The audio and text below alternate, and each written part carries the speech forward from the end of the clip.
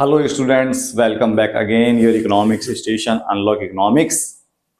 आज हम वापस से 11th क्लास का चैप्टर चालू कर रहे हैं। अभी बीच में 4 दिन से वीडियो नहीं डल रही थी, थोड़ी तबीयत खराब हो गई थी, बट अब रेगुलर होगी क्योंकि अब हमने क्वालिटी भी अच्छी कर ली, लाइटिंग भी अच्छी कर ली और सेटअप भी अच्छा कर लिया। ठीक है क्लास, क्या चलेंगे?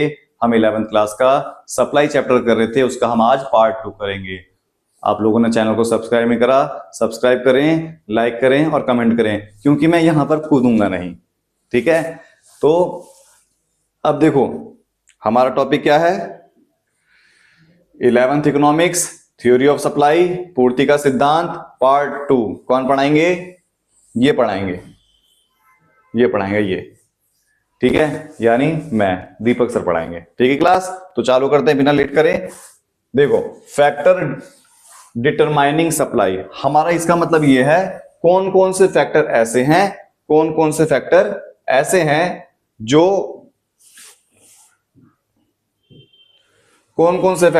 हैं, जो क्या करेंगे, सप्लाई को इफेक्ट करते हैं, वो बताना है। मतलब सप्लाई कब कब ज्यादा होगी और सप्लाई कब कब कम होगी, हमें ये बताना है। सप्लाई कब कब ज्यादा होगी और सप्लाई कब कब कम होगी, हमें ये बताना है। पहले देखो, price of the commodity. Price of the commodity का मतलब जो सामान हम बेचते हैं ना, वो एक्स होता है। जो सामान हम बेचते हैं वो क्या होता है? एक्स होता है। ठीक है, जो सामान हम बेचते हैं वो क्या होता है? हमारा एक्स सामान होता है। ठीक है, और अगर मान लो उस सामान की प्राइस बढ़ जाए तो सप्लाई भी बढ़ जाती है, उस सामान की प्राइस कम हो जाए तो सप्लाई भी क्या हो जाती है? कम हो जाती है। तो प्राइस से सप्लाई इफेक्ट हुआ, दोनों के बीच में कैसा रिलेशन पाया जाता है? पॉजिटिव रिलेशन पाया जाता है। ये मैंने आपको पिछली क्लास के अंदर बताया था।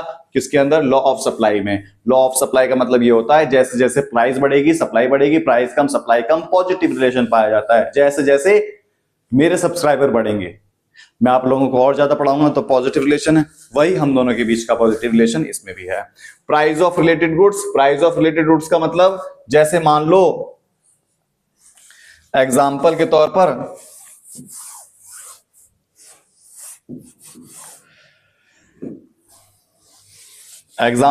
पर प्राइस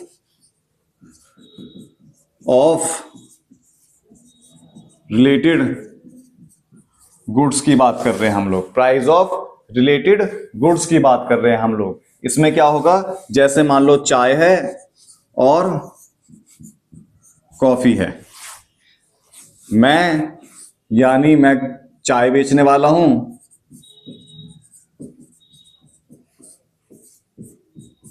ठीक है। ये तुम में से कोई है, ये कॉफी बेचने वाली है, क्योंकि लड़कियां चाय तो बेचेंगी नहीं, वो कॉफी बेचेगी, है ना। तो कॉफी बेचने वाली है। चाय जो है 10 रुपए में 10 कप बिकती है और कॉफी भी जो है 10 रुपए में 10 कप। ये प्राइस है और ये क्वांटिटी है। ये प्राइस है, ये क्वांटिटी है। चाय की प्राइस सेम है, कॉफी की प्राइस 10 से बढ़कर 20 हो गई। चाय की प्राइस सेम है, कॉफी की प्राइस 10 से बढ़कर क्या हो गई? 20 हो गई। तो इस बार चाय जो है ना, चाय बेचने वाला इंसान चाय को कम बेचेगा, ये कॉफी पर शिफ्ट हो जाएगा। 20 लिख लो या 25 लिख लो, इससे कोई फर्क नहीं पड़ता कि जितना कम होगा उतना ही बढ़ेगा, उससे कोई, बस रूल लागू होना चाहिए। प्राइस देखो, इसकी प्राइस से तो हमें मतलब नहीं है। जो सामान हम बेचते हैं ये एक्स कहलाता है, ठीक है। इसकी प्राइस देखो, इसकी प्राइस तो फिक्स है। इसकी प्राइस बढ़ी तो हमारी गुड्स क्या हो गई? कम हो गई। और अगर इसकी प्राइस कम हो जाएगी तो ये वाले लोग, ये लड़की चाय बेचना कम, कॉफी बेचना कम कर देगी, ठीक है। और ये किस पर आ जाएगी? इस पर आ जाएगी। ये देखो, अभी भी इसकी प्राइस सेम है, इसकी प्राइस सेम है, इसकी डिमांड क्या हो जाएगी? सप्लाई क्या हो जाएगी? बढ़ जाएगी। मतलब अगर दूसरे की प्राइस बढ़ती है तो हम लोग दूसरे का सामान बेचेंगे, ठीक है। और उसकी प्राइस अगर कम होती है तो वो भी हमारा सामान ही बेचने लग जाएंगे। समझ में आ गया? बिल्कुल समझ में आ गया होगा। ठीक है, आगे देखते हैं। फिर है कॉस्ट ऑफ प्रोडक्शन। हमने क्या करा? अगला टॉपिक क्या है? Cost of production. मतलब चाय बनाने में चीनी चाहिए, मिल्क चाहिए, जिसे तुम हिंदी में दूध बोलोगे, है ना। अदरक, ठीक है। लहसुन नहीं चाहिए, अदरक चाहिए, हाँ ठीक है। मिर्च मसाला कुछ नहीं, इतना ही लिख लेते हैं, ठीक है। गैस, ठीक है, समझ में आ गया। तो अब देखो इसमें देखते हैं क्या होता है। इसमें क्या हुआ, क्या चीज चाहिए, चीनी, दूध, हम यही लिखते हैं। एक चाय 10 रुपए की बिक रही है, उसे बनाने का खर्चा 6 रुपए का हो रहा है, ठीक है। बनाने का खर्चा मतलब 6 रुपए, इन दोनों चीजों का खर्चा है। चाय अभी भी 10 रुपए की ही है, बनाने का खर्चा क्या हो गया, 8 का हो गया। हमारा पॉइंट क्या है, पॉइंट है कॉस्ट ऑफ प्रोडक्शन, सामान बनाने का खर्चा। सामान बनाने का खर्चा क्या हो गया, बढ़ गया। बिक रहा है कितने का, 10 का ही बिक रहा है, प्रॉफिट क्या हो गया, कम हो गया। तो कॉस्ट ऑफ प्रोडक्शन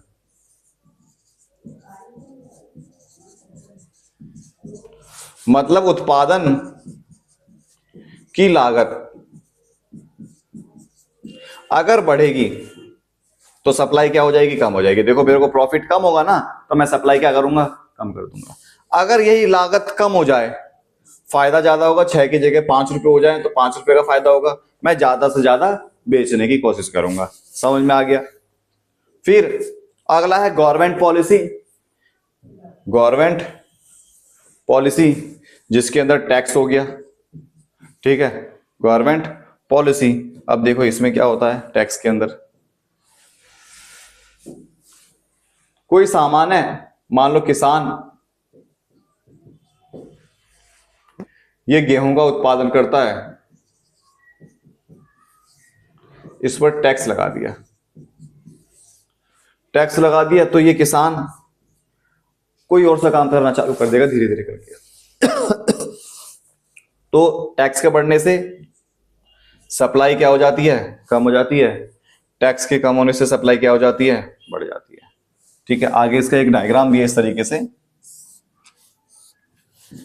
ये प्राइस है और ये सप्लाई है। सप्लाई फिक्स होती है, प्राइस क्या होती है, फिक्स होती है। प्राइस में कोई चेंज नहीं हुआ, टैक्स बढ़ा ना। बेचने वाले को जो है, हम 10 रुपए का सामान बेचेंगे, खरीदने वाला तो बोलेगा ना हमें क्या मतलब टैक्स बढ़े ना बढ़े। मतलब अगर प्राइस में चेंज होगा तो अदर कंपोनेंट क्या होंगे, फिक्स होंगे। ये सारे अदर कंपोनेंट का पार्ट है। सप्लाई क्या हो जाएगी, कभी सप्लाई बढ़ जाएगी और कभी सप्लाई क्या हो जाएगी, टैक्स कम होने से सप्लाई क्या हो जाएगी, कम हो जाएगी। समझ में आया। हमारा ये टॉपिक हुआ। अब आगे देखते हैं। हिंदी में बता दिया, संबंधित वस्तु की कीमत, वस्तु का मूल्य। जो सामान हम बेच रहे हैं, जो सामान हम बेच रहे हैं वो महंगा होगा, ज्यादा बेचेंगे। संबंधित वस्तु का मूल्य ज्यादा होगा तो हम अपना सामान कम बेचेंगे क्योंकि दूसरा बेचने लग जाएंगे। प्रौद्योगिकी, टेक्नोलॉजी रह गई। टेक्नोलॉजी देख लो, टेक्नोलॉजी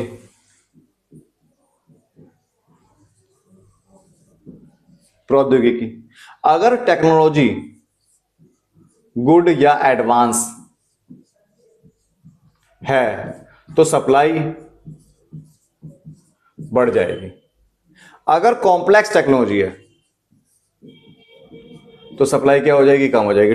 कठिन टेक्नोलॉजी है, टेक्नोलॉजी में चलाने में दिक्कत आ रही है, टेक्नोलॉजी पुरानी हो गई तो सप्लाई क्या हो जाएगी, कम हो जाएगी, ठीक है।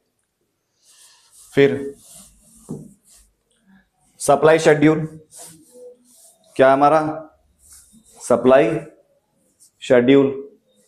सप्लाई शेड्यूल में क्या है ये देखो, अगर a supply schedule is a tabular statement showing various quantity which producer are willing to produce or sell alternative price during the given period of time। मतलब हमें समझ में नहीं आया, मान लो क्या बकवास लिख दी दीपक सर ने। बकवास नहीं है ये, वो है जो पेपर में आता है। समझ में नहीं आया, अब देखो दोबारा देखो क्या है। फिर नहीं आया ना समझ में तो क्या दिक्कत है, नहीं आया समझ में तो दिक्कत क्या है, हम है ना। ये दीपक सर बच्चों को पढ़ाते हैं, मान लो 600 रुपये में ये प्राइस है, ये क्वांटिटी है। 600 रुपये में 50 बच्चे पढ़ाए, 650 में 70 हो गए, 700 में 100 हो गए। ये क्या बन गई, टेबल बन गई ना। अगर मार्केट में जो प्रोड्यूसर है, मेरे जैसे बहुत सारे होंगे, है ना, अगर प्रोड्यूसर ने जो अलग अलग प्राइस पर जो सामान बेचा, अगर उसे हम टेबल पे प्रेजेंट कर दें, अगर उसे हम टेबल या तालिका पर प्रेजेंट कर दें, तो उसे हम सप्लाई शेड्यूल बोलते हैं, हिंदी में बोलते हैं पूर्ति अनुसूची। समझ में आया? उसे हम क्या बोलेंगे? सप्लाई शेड्यूल बोलेंगे, हम बोलेंगे उसे पूर्ति अनुसूची। समझ में आया? ठीक है, अब देखो इतनी बात आ गई समझ में।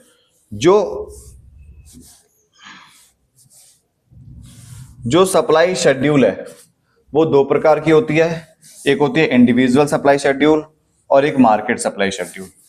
इंडिविजुअल सप्लाई शेड्यूल और एक मार्केट सप्लाई शेड्यूल। अब इसमें क्या है, ये देखो इसमें क्या है। इंडिविजुअल के अंदर जब एक अकेला इंसान की टेबल को शो करा जाएगा तो इसे बोलते हैं इंडिविजुअल, व्यक्तिगत। इसे हम क्या बोलेंगे? इंडिविजुअल। जब 2 और मोर देन 2, ठीक है, 2 या 2 से अधिक शो करा जाएगा, लोगों की सप्लाई को शो करा जाएगा, उसे बोलेंगे हम मार्केट सप्लाई शेड्यूल, जिसे बोलेंगे बाजार पूर्ति अनुसूची। जैसे मान लो ये दीपक सर थे, ठीक है, ये दीपक सर थे, उन्होंने इतने रुपए में इतनी क्वांटिटी बेची। एक सर और हैं, ठीक है, मान लो X, Y और Z सर हैं, एक सर और हैं X, Y और Z। 600 रुपए में उन्होंने 40 बच्चे पढ़ाए, ये 650 में 45 पढ़ाए और 700 में 50 पढ़ा दिए। ठीक है, 700 में 50 पढ़ा दिए। जब एक अकेले इंसान की अलग अलग दिखाई जाएगी क्वांटिटी को, तो उसे बोलेंगे इंडिविजुअल। जब इन दोनों को प्लस कर दिया जाएगा, जब इन दोनों को प्लस करा जाएगा, ठीक है, जब इन दोनों को प्लस करा जाएगा तो एक नया टेबल बनेगा, 90, 115 और 150। तो ये मार्केट का बन गया। जब एक अकेले इंसान की टेबल बनेगी इंडिविजुअल सप्लाई शेड्यूल, जब जोड़कर बहुत सारे जो सप्लायर हैं उनको जोड़ दिया जाए और टेबल पर प्रस्तुत कर दिया जाए, प्रेजेंट कर दिया जाए, तो उसे मार्केट सप्लाई शेड्यूल बोलते हैं। ठीक है, समझ में आ गया?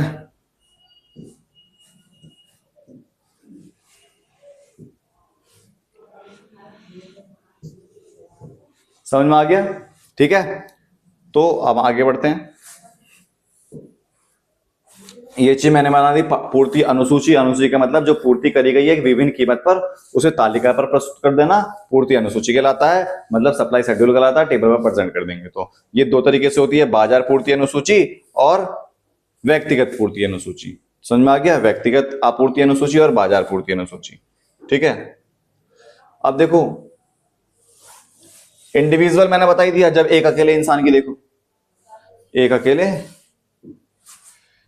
अकेले इंसान की सप्लाई देखो शो करी जा रही है ना, जब एक अकेले इंसान की सप्लाई शो करी जाएगी तो इंडिविजुअल होगा। देखो एक अकेले इंसान की सप्लाई हमारी ऊपर की तरफ जा रही है, ऊपर की तरफ ये रही, तो ठीक है, सिर्फ एक ही है ना, प्राइस बढ़ती है सप्लाई बढ़ जाती है। ये देखो प्राइस बढ़ती है सप्लाई बढ़ जाती है। समझ में आ गया? तो ये एक अकेले इंसान की है तो ये इंडिविजुअल हो गया। ठीक है, हिंदी मीडियम में बता ही दिया। अब आता है इंडिविजुअल सप्लाई कर्व। ठीक है, इंडिविजुअल सप्लाई कर्व। ठीक है, सप्लाई कर्व का मतलब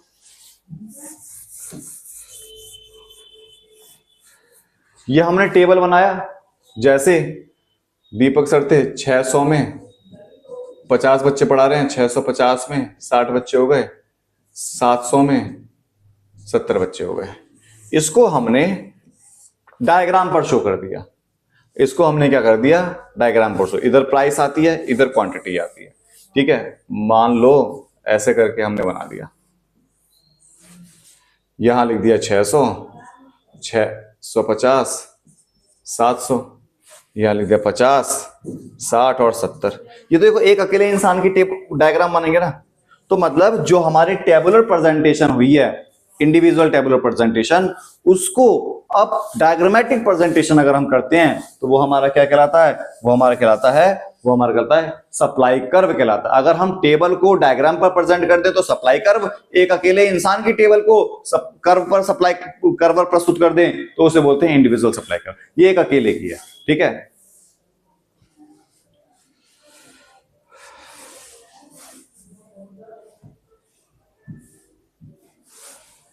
ये देखो एक अकेले की सप्लाई कर्व है, इंडिविजुअल सप्लाई कर्व, ठीक है।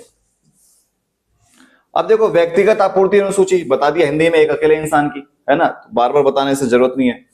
अब मार्केट सप्लाई शेड्यूल बताया, मार्केट सप्लाई शेड्यूल मैंने बता दिया, सभी जो प्रोड्यूसर है उनको प्लस कर देंगे और उसे टेबल पर दिखा देंगे। ये रहा ना टेबल पर, यही तो है। ये प्रोड्यूसर थे दो अलग अलग, ये मान लो ए है, मैं हूं, ये बी कोई और है ना, इनको प्लस कर दिया तो ये मार्केट आ गया, है ना। मैंने अभी थोड़ी देर पहले बता दिया मार्केट क्या लगाया, table which show the various quantity goods और services firm willing to supply. मतलब अर्थव्यवस्था में जितनी फर्म है वो अलग अलग प्राइस पर जो भी सामान बेचने के लिए प्रस्तुत करती है और उसको अगर टेबल पर प्रस्तुत कर दें तो उसे बोलते हैं मार्केट सप्लाई शेड्यूल, ठीक है, बता दिया, ठीक है। Market supply curve, market supply curve देखो, इन दोनों को प्लस करा, इन दोनों को प्लस करा, जैसे अच्छे तरीके से बनाकर दिखाते हैं। प्राइस 40, 50, 60, कोई ए है, ए की क्वांटिटी है 5, 10 और 15, कोई बी है, बी की क्वांटिटी है, बी की क्वांटिटी है 10, 20 और 30, ठीक है। इन दोनों को अगर हम प्लस कर देंगे मार्केट कहलाएगा। 40 रुपए में 15 सामान बिका, 30 बिका और 45 बिका।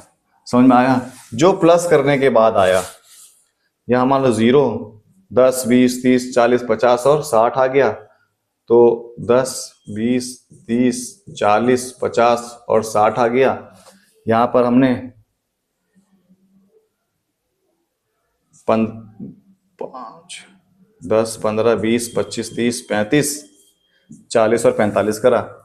बोला 40 रुपए में 15 है, 40 में 5, 10 और 15, 20, 25, 30, 35, 40 और 45, 40 में 15 है, यहां आया। फिर उसके बाद बोला 50 में 30 है, 50 में 30 आ गया। फिर उसके बाद बोला 60 में 45 है, 60 में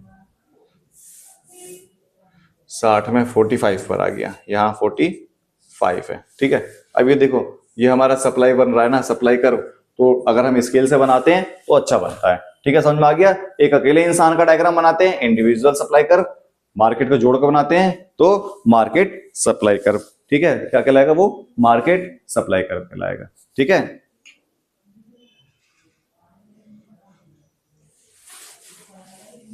ठीक है, वो हमारा क्या कहलाया? वो हमारा मार्केट सप्लाई कर्व कहलाया, ठीक है।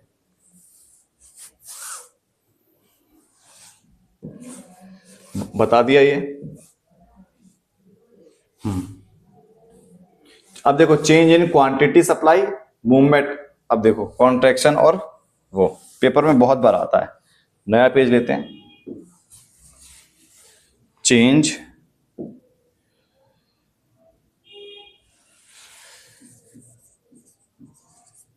इन क्वांटिटी ऑफ सप्लाई या मूवमेंट, ठीक है। हिंदी में बोलते हैं पूर्ति की मात्रा में परिवर्तन, ठीक है, पूर्ति की मात्रा। थ्योरेटिकल चीजें मैंने आपको लिख के दे रखी है, आप वीडियो स्टॉप करके आप लिख के देख सकते हो या याद कर सकते हो, ठीक है। यहां पर लेकिन समझना ज्यादा जरूरी है, ठीक है। इसमें क्या होगा? Only change in price other component are constant, केवल कीमत में परिवर्तन होता है, अन्य कारक स्थिर होते हैं। इसका मतलब क्या है? तुमने एस एक्स मतलब सप्लाई फंक्शन में देखा होगा कि सप्लाई किन किन कारणों से बढ़ती है।